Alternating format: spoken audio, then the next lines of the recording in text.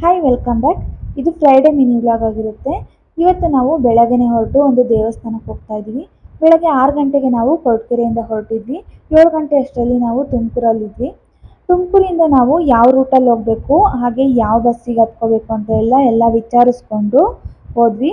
ಇಲ್ಲಿ ನಾವು ಮಂಡ್ಯ ಮೈಸೂರು ಬಸ್ನ ಹತ್ಕೊಂಡ್ವಿ. ನಾವು ಹೋಗ್ತಿರೋ ಪ್ಲೇಸ್ನ ಕಂಡಕ್ಟರ್ಗೆ ಹೇಳಿದ್ವಿ. ಅವರು ಶ್ರೀರಂಗಪಟ್ಟಣಕ್ಕೆ ಹೋಗಿ ಅಲ್ಲಿಂದ ಬಸ್ಗಳು ಸಿಗುತ್ತೆ ಹೋಗಿವ್ರಂತೆ ಅಂತ ಹೇಳಿದ್ರು.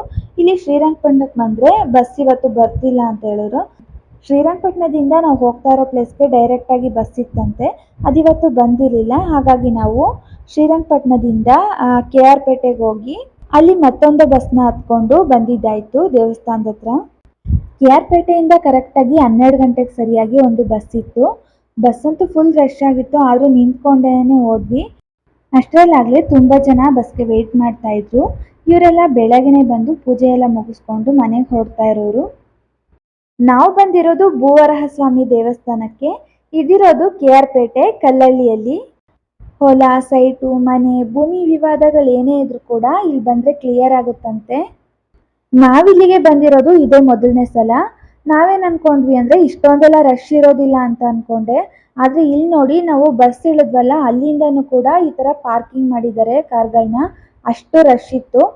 ದೇವಸ್ಥಾನದ ಮುಂದೆ ಕೂಡ ತುಂಬಾ ಜಾಗ ಇತ್ತು. ಅಲ್ಲೂ ಕೂಡ ಸುಮಾರು ವೆಹಿಕಲ್ಸ್ಗಳು ಪಾರ್ಕಿಂಗ್ ಮಾಡಿತ್ತು. ಇಲ್ಲಿಂದ ನಾವು ದೇವಸ್ಥಾನಕ್ಕೆ ಹೋಗೋಣ ಅಂತೇಳಿ ಹೋಗ್ತಾ ಇದ್ದೀವಿ. ಹಾಗೆ ನಾವು ಹಣ್ಣುಕಾಯಿ ಏನು ತಂದಿರಲಿಲ್ಲ, ಇಲ್ಲೇ ತೊಗೊಂಡ್ವಿ. ದೇವಸ್ಥಾನ ಅಂತೂ ಸಖತ್ತಾಗಿತ್ತು. ನೋಡಿ ಎಷ್ಟು ದಪ್ಪ ದಪ್ಪ ಕಲ್ಲುಗಳನ್ನ ಹಾಕ್ಬಿಟ್ಟು ದೇವಸ್ಥಾನ ಕಟ್ಟಿದ್ದಾರೆ. ತುಂಬಾನೇ ಚೆನ್ನಾಗಿತ್ತು ಅಂತ ಹೇಳ್ಬೋದು. ಭಕ್ತಾದಿಗಳು ನೋಡಿ ಎಷ್ಟು ಜನ ಬಂದಿದ್ದಾರೆ ಅಂತ ಹೇಳಿ. ಪೂಜೆ ಎಲ್ಲ ಮುಗಿಸ್ಕೊಂಡು ದರ್ಶನ ಮಾಡ್ಕೊಂಡ್ವಿ. ಹಾಗೆ ಅಲ್ಲೇ ಪ್ರಸಾದ ಕೂಡ ಕೊಡ್ತಾ ಇದ್ರು. ಅಲ್ಲಿ ಪ್ರಸಾದ ತಿನ್ಕೊಂಡು ಇನ್ನು ಟೈಮ್ ಆಗಿಬಿಡುತ್ತೆ ಅಂತ ಹೇಳಿ ಸ್ವಲ್ಪನೂ ಟೈಮ್ ವೇಸ್ಟ್ ಮಾಡದೆ ಹೋಗ್ತಾ ಇದ್ದೀವಿ. ಇಲ್ಲಿಂದ ನಮಗೆ ಯಾವುದು ಬಸ್ಗಳಿರಲಿಲ್ಲ, ಹಾಗಾಗಿ ಆಟೋ ಹೊರಟಿತ್ತು, ಅದ್ರ ಜೊತೆನೆ ಬಂದು ಪಾಂಡವಪುರಕ್ಕೆ ಬಂದ್ವಿ. ಇಲ್ಲಿಂದ ಬಸ್ ಇದೆ ಅಂತೆ ಡೈರೆಕ್ಟ್ ತುಮಕೂರಿಗೆ. ಹಾಗಾಗಿ ಆ ಬಸ್ ಇದ್ದಿದ್ದು 6 ಗಂಟೆಗೆ. ಹೋಗ್ತಾ ಹಾಗೆ ಮಳೆ ಕೂಡ ಬಂತು. ಮಧ್ಯದಲ್ಲಿ ಊಟಕ್ಕೆ ನಿಲ್ಲಿಸಿದ್ರು, ಅಲ್ಲೇ ಊಟ ಕೂಡ ಮಾಡ್ಕೊಂಡ್ವಿ. ಇನ್ನು ಮನೆಗೆ ಹೋಗೋದು ಎಷ್ಟೊತ್ತಾಗುತ್ತೋ ಏನೋ ಅಂತ ಹೇಳಿ ನಾವು ತುಮಕೂರಿಗೆ ಬಂದಾಗ ಕೊರಟಗೆರೆ ಬಸ್ಸು ರೆಡಿ ಇತ್ತು. ಹಾಗಾಗಿ ಬೇಗನೆ ಹೋಗಿ ಹತ್ಕೊಬಿಟ್ವಿ.